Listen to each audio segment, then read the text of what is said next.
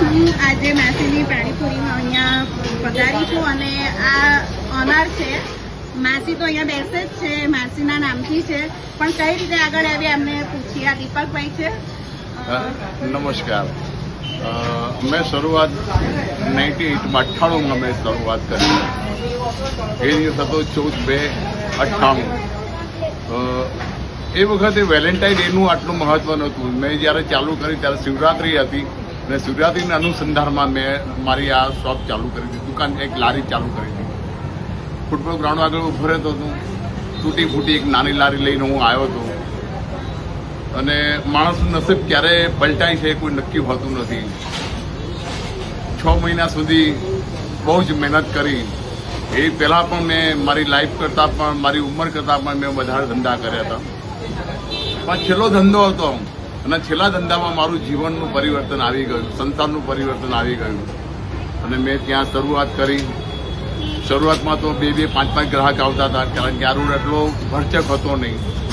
મને સપને ખ્યાલ નહોતો કે 98 પછી મારું અહીંયા આ રોડ મારો લેન્ડમાર્ક કરશે કે બી માસીની પાણીપુરીની પાછળ, માસીની પાણીપુરીની આગળ, અથવાની બાજુમાં એવી રીતે લોકો એડ્રેસમાં મારું નામ લખીને મને બહુ ગૌરવ થાય, આનંદ થાય. માસીની પાણીપુરી એવું નામ કેવી રીતે સજેસ્ટ? હા, એ પણ એક રાજ, એકની અંદર રાજ છે કે હું એ છોકરાઓ ઘરે જઈને એમનું ફેમિલી પાણીપુરી ખાવે. 90 રૂપિયાની પાણીપુરી ખાધી એ લોકોએ એ જમાનામાં.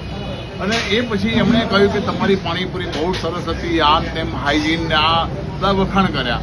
પછી એમણે કહ્યું કે અમને તો આ બચ્ચાઓ આવીને કહ્યું કે એક માસી પાણીપુરી લઈને ઉભા. ત્યારે લેડીઝ કોઈ પાણીપુરી લઈને ઊભું રહેતું નહોતું બજારમાં.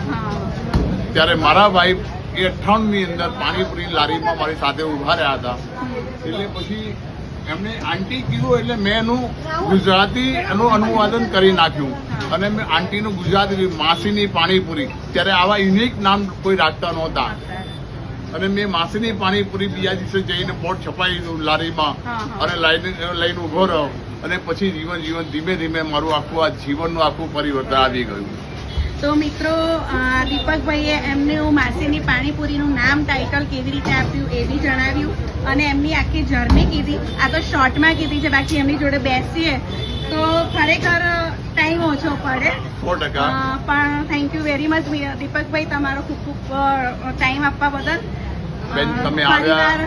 હું આશા રાખું છું કે તમારું દિવસ અને રાત 4 ગણું વધતું જાય, આગળ પ્રગતિ થતી જાય તેવી ભગવાનને પ્રાર્થના. શ્યોર.